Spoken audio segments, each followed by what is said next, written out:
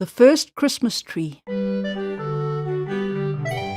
Once upon a time, the forest was in a great commotion. Early in the evening, the wise old cedars had shaken their heads ominously and predicted strange things. They had lived in the forest many, many years, but never had they seen such marvelous sights as were to be seen now in the sky and upon the hills and in the distant village. "Pray, tell us what you see," pleaded a little vine. "We who are not as tall as you can behold none of these wonderful things. Describe them to us, that we may enjoy them with you." "I am filled with such amazement," said one of the cedars, "that I can hardly speak. The whole sky seems to be aflame, and the stars appear to be dancing among the clouds. Angels walk down from heaven to the earth, and enter the village or talk with the shepherds upon the hills." The vine listened in mute astonishment. Such things never before had happened. The vine trembled with excitement. Its nearest neighbor was a tiny tree, so small it scarcely ever was noticed. Yet it was a very beautiful little tree, and the vines and ferns and mosses and other humble residents of the forest loved it dearly. "How I should like to see the angels," sighed the little tree, "and how I should like to see the stars dancing among the clouds. It must be very beautiful." As the vine and the little tree talked of these things, the cedars watched with increasing interest the wonderful scenes over and beyond the confines of the forest. Presently they thought they heard music, and they were not mistaken, for soon the whole air was full of the sweetest harmonies ever heard upon earth. "What beautiful music!" cried the little tree. "I wonder whence it comes." "The angels are singing," said a cedar, "for none but angels can make such sweet music." "But the stars are singing too," said another cedar. "Yes, and the shepherds on the hills join in the song, and what a strangely glorious song it is." The trees listened to the singing, but they did not understand its meaning. It seemed to be an anthem, and it was of a child that had been born. But further than this, they did not understand. The strange and glorious song continued all the night, and all that night the angels walked to and fro, and the shepherd folk talked with the angels, and the stars danced and caroled in high heaven. And it was nearly morning when the cedars cried out, "They're coming to the forest! The angels are coming to the forest!" And surely enough, this was true. The vine and the little tree were very terrified, and they begged their older and stronger neighbors to protect them from harm. But the cedars were too busy with their own fears to pay any heed to the faint pleading of the humble vine and the little tree. The angels came into the forest, singing the same glorious anthem about the child, and the stars sang in chorus with them, until every part of the woods rang with echoes of that wondrous song. There was nothing in the appearance of this angel host to inspire fear. They were clad all in white, and there were crowns upon their fair heads, and golden harps in their hands. Love, hope, charity, compassion, and joy beamed from their beautiful faces, and their presence seemed to fill the forest with a divine peace. The angels came through the forest to where the little tree stood, and gathering around it, they touched it with their hands, and kissed its little branches, and sang even more sweetly than before. And their song was about the child that had been born. Then the stars came down from the skies and danced and hung upon the branches of the tree, and they too sang that song, the song of the child. And all the other trees and the vines and the ferns and the mosses beheld in wonder, nor could they understand why all these things were being done, and why this exceeding honor should be shown the little tree. When the morning came, the angels left the forest, all but one angel, who remained behind and lingered near the little tree.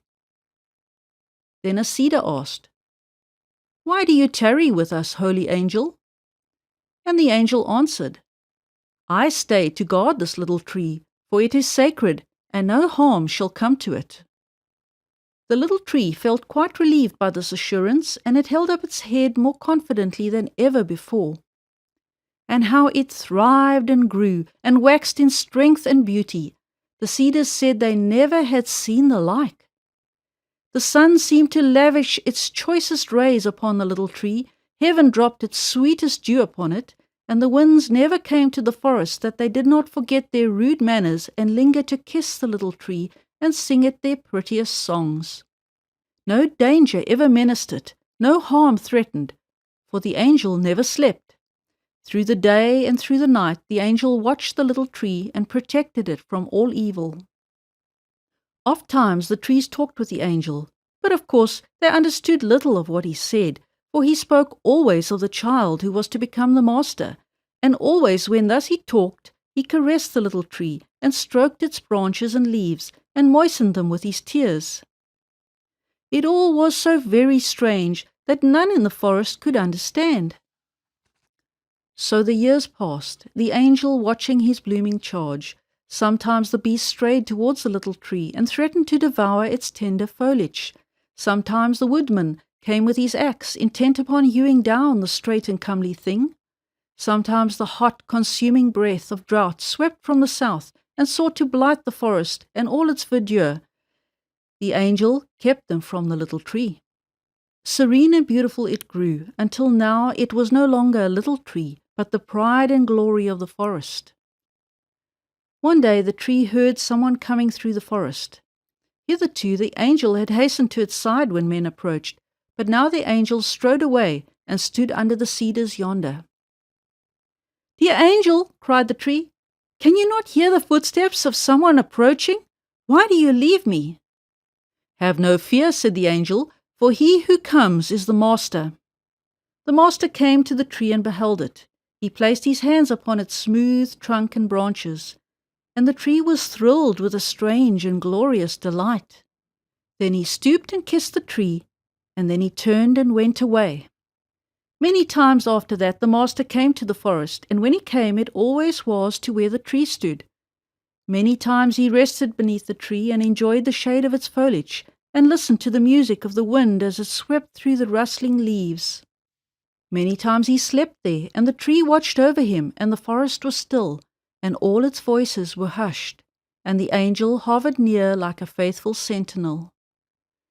Ever and anon men came with the master to the forest, and sat with him in the shade of the tree, and talked with him of matters which the tree could not understand, only it heard that the talk was of love and charity and gentleness, and it saw that the master was beloved and venerated by the others. It heard them tell of the master's goodness and humility, how he had healed the sick and raised the dead, and bestowed inestimable blessings wherever he walked. And the tree loved the master for his beauty and his goodness. And when he came to the forest, it was full of joy, but when he came not, it was sad. And the other trees of the forest joined in its happiness and its sorrow, for they too loved the master. And the angel always hovered near. The master came alone one night into the forest, and his face was pale with anguish and wet with tears. And he fell upon his knees and prayed. The tree heard him, and all the forest was still, as if it were standing in the presence of death. And when the morning came, lo, the angel had gone. Then there was a great confusion in the forest. There was a sound of rude voices and a clashing of swords and staves. Strange men appeared, uttering loud oaths and cruel threats, and the tree was filled with terror. It called aloud for the angel, but the angel came not. "Alas," cried the vine, "they have come to destroy the tree, the pride and glory of the forest." The forest was sorely agitated, but it was in vain. The strange men plied their axes with cruel vigor, and the tree was hewn to the ground. Its beautiful branches were cut away and cast aside, and its soft, thick foliage was strewn to the tenderer mercies of the wind.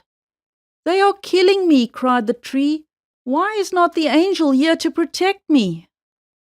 But no one heard the piteous cry, none but the other trees of the forest, and they wept, and the little vine wept too. Then the cruel men dragged the despoiled and hewn tree from the forest, and the forest saw that beauteous thing no more. But the night wind that swept down from the city of the great king that night to ruffle the bosom of distant Galilee tarried in the forest a while to say that it had seen that day a cross upraised on Calvary, the tree on which was stretched the body of the dying Master.